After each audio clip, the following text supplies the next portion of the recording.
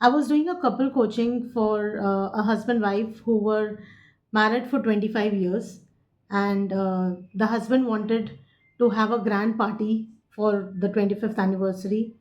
But guess what? The wife wanted a divorce.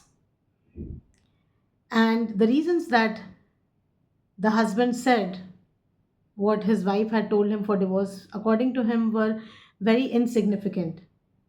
But the reasons that the lady told me, I'm just going to share those with you.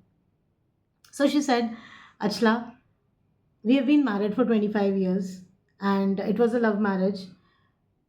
Starting में like any romantic couple, we were also very romantic. And धीरे धीरे मैं office से जब इनको call करती थी तो he would just disconnect my calls and I would think कि ठीक है ऑफिस में बिजी है, इट्स ओके. बट मुझे पता भी नहीं चला कि कब वो एक इतना रूटीन बन गया कि he would not even answer my calls.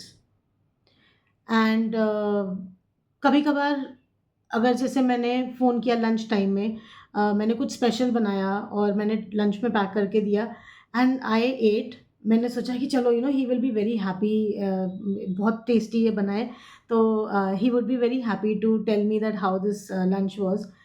और मैं फ़ोन करती थी एंड आई वुड आस्क कि लंच कर लिया, कैसा बना है? And I would get the answer कि यार लंच लाया हूँ तो खाऊंगा ही ना, हाँ ठीक था, क्या हो गया? और मैं मायूस होके फ़ोन रख देती थी। थोड़ा मायूस होती थी, थोड़ा गुस्सा होती थी, थोड़े आँसू भी बहा लेती थी। लेकिन फिर मैंने देखा कि धीरे-धीरे मैंने वो फ़ोन करना भी बंद कर दिया। फिर कुछ टाइम के बाद शाम को मैसेज आ जाता था इनका कि आई विल बी लेट. अब लेट इंसान सोचता है कि आधा घंटा, 1 घंटा लेट होंगे। मैं डिनर टेबल पे बैठी हूँ, मैं वेट कर रही हूँ कि भई अब आ रहे हैं, अब आ रहे हैं। मैं फ़ोन कर रही हूँ, नो रिस्पॉन्स। 1 बार फ़ोन किया, 2 बार फ़ोन किया, 4 बार फ़ोन किया। अब थोड़ा डर भी लग जाता था कि I hope everything is fine. तो फिर 10-11 बार फ़ोन करने के बाद एक बार ही फ़ोन पिक होता था कि या मैं फ्रेंड्स के साथ बाहर हूँ, तुम बार-बार फ़ोन मत करो, वो पॉकेट में पड़ा हुआ है। अब नेचुरली मुझे भी गुस्सा आएगा कि मैं खाने पे वेट कर रही हूँ, तो मैं जब वापस आते थे तो I would be angry that you could have told me, मैं वेट नहीं करती खाने पे. तो अगली बारी से मैसेज आ जाता था कि don't wait for me for dinner, I will be late.